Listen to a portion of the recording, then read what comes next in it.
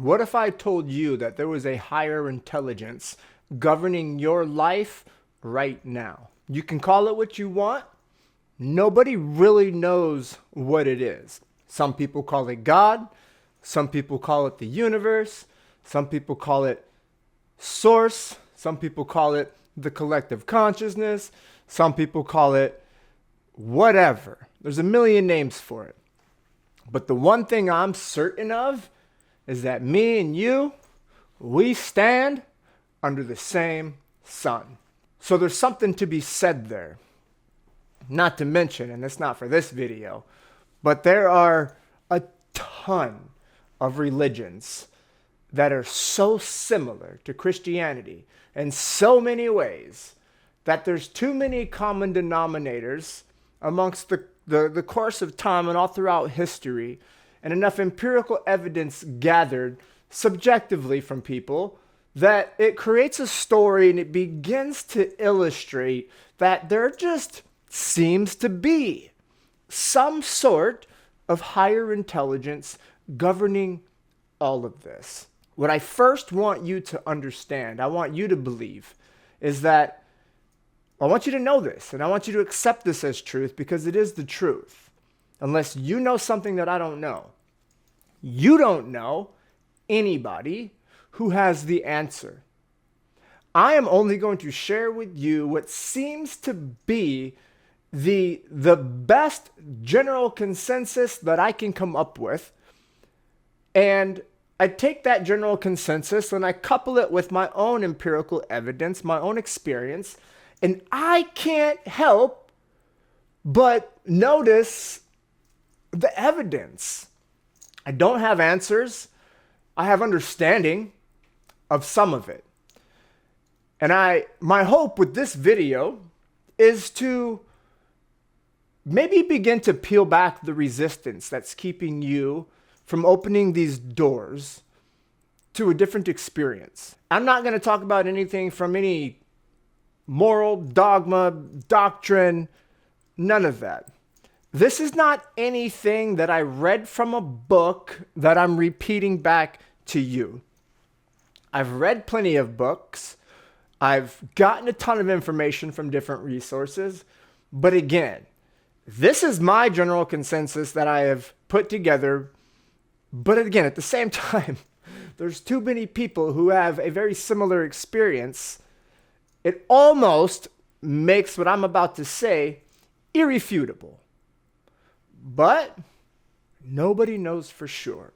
But I want to challenge you, and I want to challenge you because I believe that the greatest experience is had when the human experiences the ultimate rite of passage of humanhood, which is that spiritual crucible. It's that fighting through the resistance of not wanting to have faith and conviction in the possibilities of an unseen power. My hope is that I can just spark your curiosity a little bit. Maybe fan that inner flame just enough to get you to see what I see. Because I'm nobody special. I'm just a guy on planet Earth who has some things figured out and plenty of other things to still figure out. But I want you to have the kind of experience where I want you to experience the other side of that rite of passage.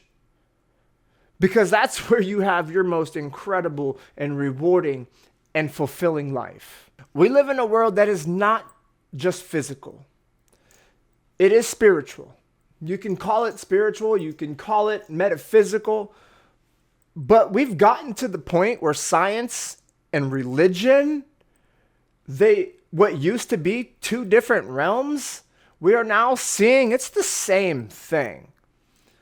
But religion has tainted the truth. If you get your spiritual wisdom only through a religion and not through the source, it's like getting your water from a water bottle.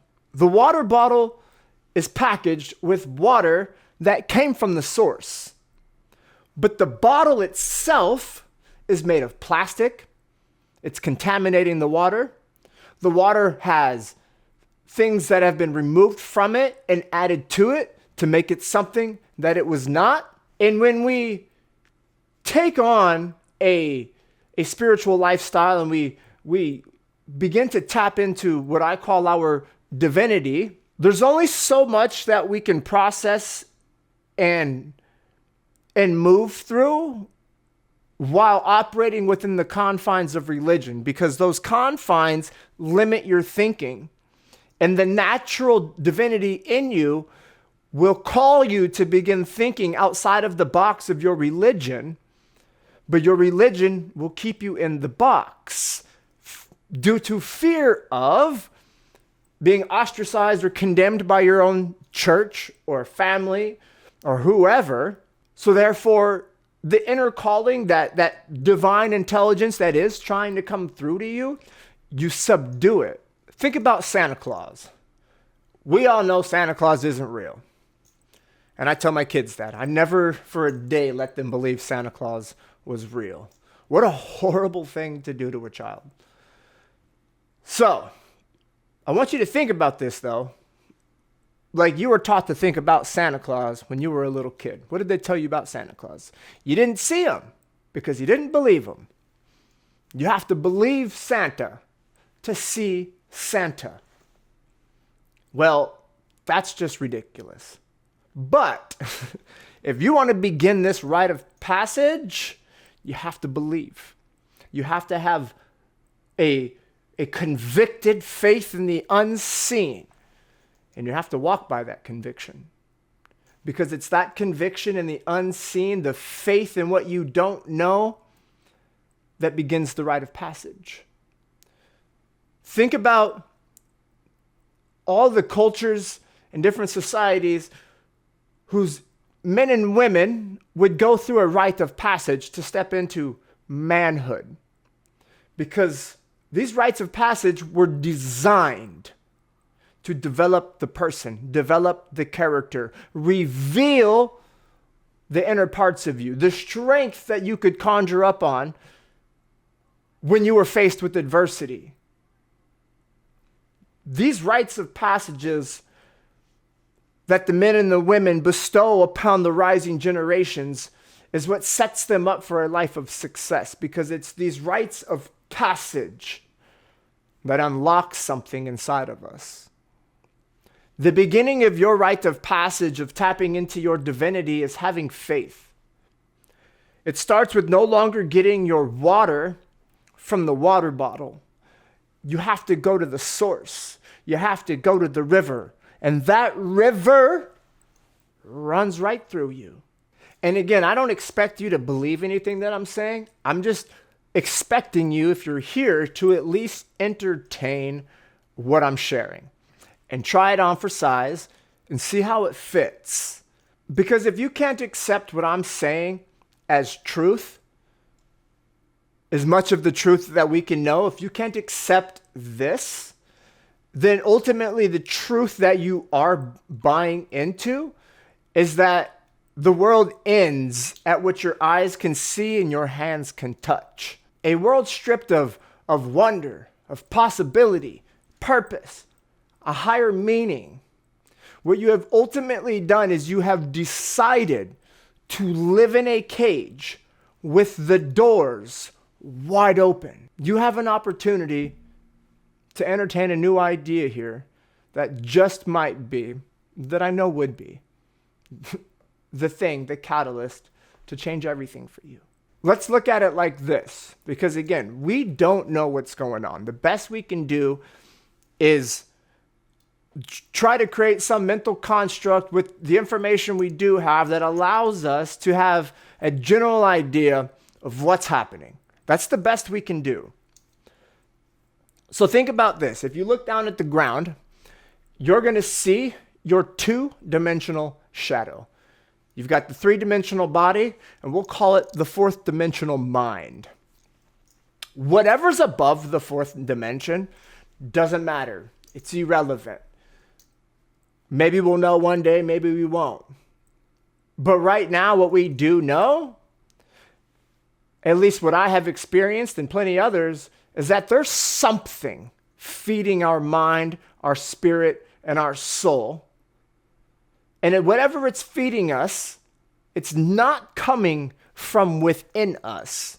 It's coming through us, to us, through us, and out of us. But when it comes to that 5-dimensional world or power or source, whatever it is, I want to explain it to you in a way that I think you can relate to, and you'll begin to see that the truth in what I'm about to say is enough truth to continue to entertain the extended possibilities of what's beyond this. So I want to show you something. You see this picture right here? And don't worry, it's a little blurry maybe, but that's not important. What's important is what I'm about to share. This is the camera. Like the old school projectors. This is a roll of film. And this is the scene. So our world exists, our reality exists because we see the world the way we see it. We see the world as we are. We do not see the world as it is. This is one of those truths that is irrefutable. And when you begin to understand this and you begin to apply this practically to your life and transform it because of this, that's what's going to give you greater access to the unknown and the unseen. So here's your reality. Source energy, this camera. We all know that whatever's in this projector, if you will, it has to send the light through the film, and then the film creates the picture on the screen. That we know. Imagine that source here. You got love, joy, abundance, God, the universe, source energy, Christ consciousness. Call it what you will. Just entertain me for a minute. This variable never changes. This source remains the same. The only thing that changes is the reality, but the reality is nothing more than the projection of you. You, the film, you are programming and you are conditioning. You are looking at the world through multiple lenses of your beliefs, your conditioning and your programming. And what's happening is the reason you're having a hard time tapping into, we'll just call it God, tapping into God is because God is experienced out here and in here, but what you see out here is a reflection of the inner state, and it's not actually what the world is, it's who you are. And because you see what you see and you're seeing yourself, but you don't realize it, you say to yourself, there's no way there could be a God. There's no way that if God was real, then I would be seeing what I'm seeing. But when you begin to practice what I'm preaching, and that's that the state of you dictates your reality, and you begin to make these little micro shifts, and you begin to remove a lens and replace it with one that's a little more clear, a lens of truth, the reality begins to shift. And as you begin to go through different lenses and you hop out of your perspective or your perception and you step into different perspectives, you will eventually develop a new perception and create a new reality. Because Source, God, is no longer having to filter through all of your programming and your conditioning, at least the programming and conditioning that doesn't serve you. Let me give you another example. Imagine this camera right here in front of me that I'm looking at is God. It's that camera that was on this board and it had to project through you, through the film. Well, if that source is projecting this way, but it has to come through this, it has to come through this, and this, and this, all these different colors, these different shades of beliefs and understanding of the world, the image gets distorted. This is what you should see. But you see this. We have to begin to remove the programming, begin to develop a greater understanding. So that way this source can shine all the way through you, and it's not hindered by this. So is that the end-all, be-all understanding of what God is, how it works, what's going on? No. But that's enough to jolt your perspective and to get you to begin entertaining this idea.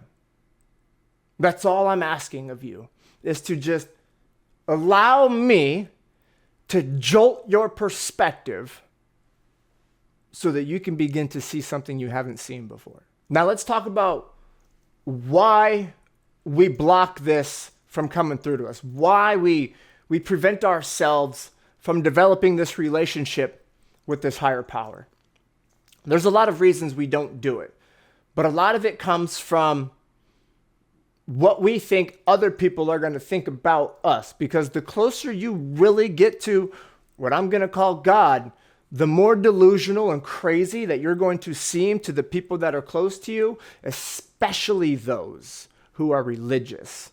So in order to protect your self-image and your sanity, because of the gaslighting from other people, meaning they're saying things to you to get you to question your own reality, to make you think that you're crazy. And as long as you're crazy, other people get to be right. We also block it because we have been powerfully and intentionally conditioned to get our answers from the church. From the church. You've been duped. Now, don't get me wrong. There are some incredible Christians. There are some incredible Muslims. There are incredible whatever there is. There's incredible all of them. But you've been duped. You have been tricked. You have been manipulated. You have been lied to. And a part of you, because we don't know what the truth is ultimately, a part of you is thinking like, how dare I tell the church that they're wrong? Who am I to tell the church that? Who are you? Are you kidding me? You're a child of God, my friend. That's who you are. Don't let anybody tell you otherwise. We have been so programmed to look out there for the answers. The only way to get the truth is to go in. But we have been conditioned to not go in. And the truth is, the deeper you go in and the greater of a relationship that you develop with God, the harder and harder the crucible becomes. Because developing a relationship with God means developing a relationship with yourself that calls you into a version of yourself that you currently aren't. You cannot go in without going through your darkness, your shadow, the integration process, the dark night of the soul. You have to crumble. You have to be crucified, and you have to be reborn again. You have to renew your mind regularly. You need to die daily. This is why they call it a rite of passage. It ain't easy, but it's worth it. And when you get through this rite of passage and you continue to develop a greater and greater relationship with God, you will be able to look out at the world and then see who's been through the rite of passage and who's hiding behind the church. It's impossible to mix up the two. Once you're on the other side, you have a set of eyes that can see things most people can't see. But the vision that you develop that allows you to see what it is you see on the other side of this rite of passage, that vision you get comes from you having faith in the vision you have now where you can't see what's going on. That blind faith and trust and conviction, not that you'll never know, but the blind faith and trust and conviction that you will eventually get to the other side of this rite of passage, of this crucible. Walk by faith, not by sight. We were all born connected to each other and connected to source. There isn't anything that you have to earn or learn. What we have to do is unlearn. We have to unlearn the beliefs, things that don't serve us, and get rid of them. Because it's not what you don't know that's holding you back. It's what you do know that isn't true that's holding you back, that's keeping you from developing this relationship with God. You are believing things, you are allowing things to be true that have been told to you, and that's holding you back. You are listening to the church. You are listening to other people. You are listening to what mommy and daddy told you. There's not a person on planet Earth who can give you a better answer than you can give yourself. Because the answer that you're going to give yourself is the answer. It's the source. That river runs through you. And when you start to go in and trust in yourself and lean on your higher intelligence and put faith in it, the truth will be revealed. And I'm telling you, it's a beautiful thing, because once you know the truth, as much of the truth that we can know, that's when you really start to attract your soul family. You get to be around incredible human beings who are the beacons of light and hope and wonder. And I wonder, why would anybody not want to at least entertain that? Maybe that's a possibility. Let me see if I can figure that out. That'd be nice, wouldn't it? Yeah. So how do we develop this relationship with God, with Source? Through stillness. Sitting down and shutting up. Just go in. There's no magic pill, magic answer, magic thing to do. Just go in and talk to yourself. Pray to God like he was real. Pretend that you believed in God. Start to ask yourself questions. Start to ask God questions. There are questions that maybe you have never asked because you didn't think anybody would have the answer. Ask yourself with the faith that the answer will be given to you. Maybe right then and there in a thought. Maybe through a synchronicity in the world. Maybe through a dream. Maybe through a person.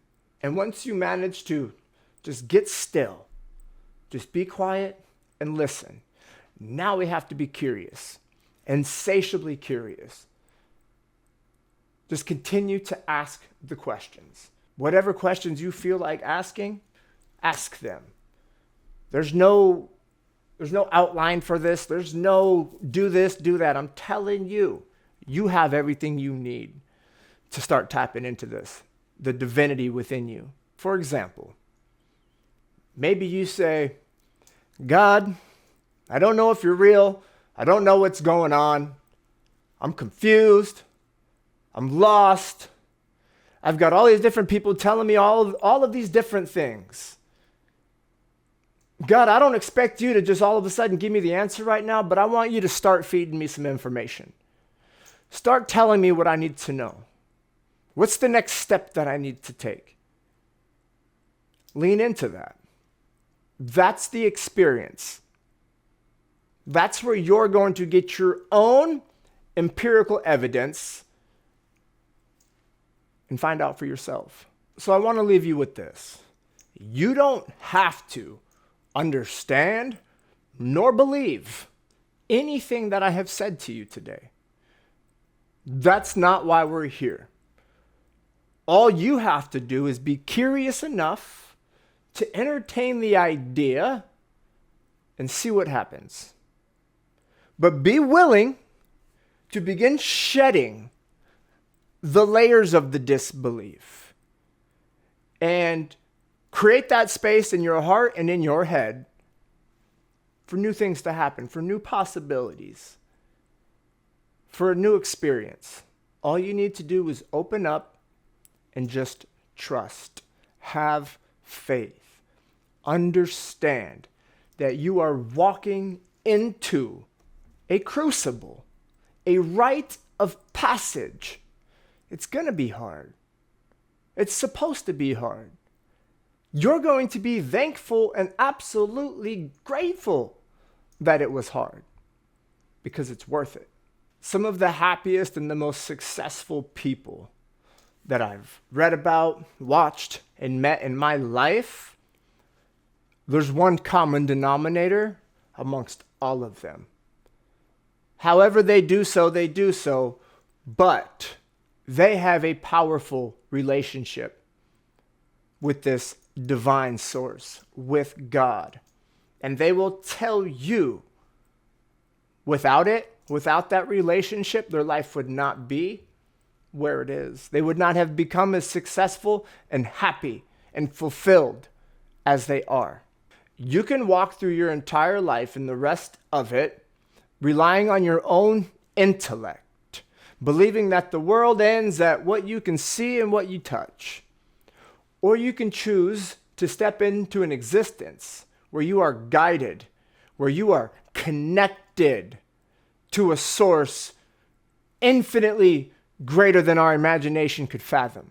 Tapped into the creation, the creator. I mean, really look around you. Does this not look like something divine?